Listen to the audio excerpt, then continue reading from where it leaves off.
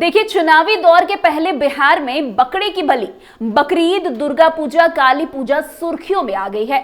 मुसलमान नहीं ब्राह्मण भी खाते हैं मीट, ये कहकर सुर्खियों में आ गए हैं भाजपा नेता। बकरीद में नहीं दुर्गा पूजा में भी नॉनवेज खाते हैं बिहारी, ये बयान अब बवाल मचा रहा है। दरअसल बीजेपी नेता शहनवाज हुसैन ने बकरी मीट, बकरीद और दुर्गा पूजा पर बड़ा बयान दे दिया है। दुर्गा पूजा, काली पूजा को लेकर शहनवाज हुसैन ने दावा किया है, जिससे अब बवाल मच गया है।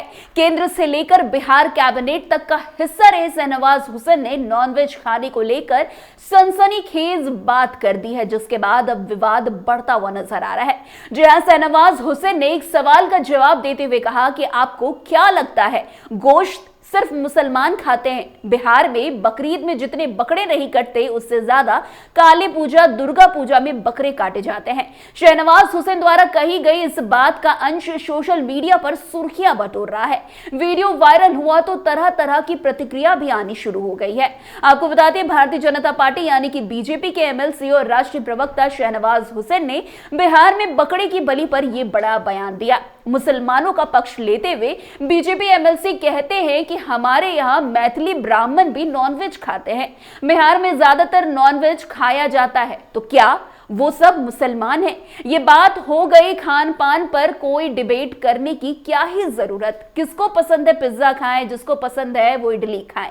दरअसल शहनवाज हुसैन से पूछा गया कि एआईएमआईएम प्रमुख ओवैसी कहते हैं कि मुस्लिम अपनी टिफिन में गोश्त नहीं लेकर जा सकते, पता नहीं उसे कब कौन कहां पीट दे।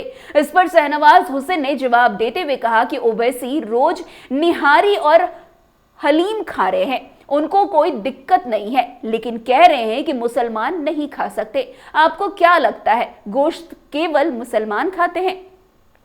इतना ही नहीं, जब उनसे पूछा गया कि आपकी पार्टी ही खान पान पर डिबेट करती है, इस पर शहनवाज हुसैन ने कहा कि भाजपा दुनिया की सबसे बड़ी पार्टी है, इसमें भिन्न भिन्न तरह के लोग हैं। संबित पात्रा और डॉक्टर सुधांशु रंजन अलग तरह से बात रखेंगे, लेकिन मुझे कहेंगे तो मैं होम्योपैथी की तरह 2 बूंद में ही बात खत्म कर दूंगा।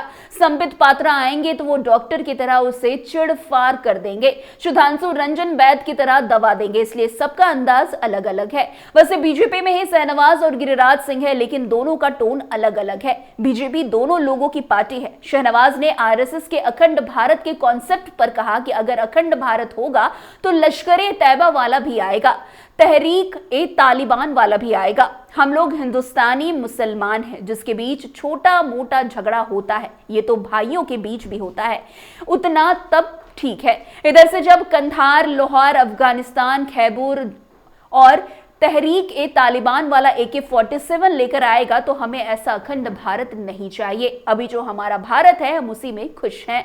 खुद का शुक्र है तो उन्होंने हमें भारत में पैदा किया।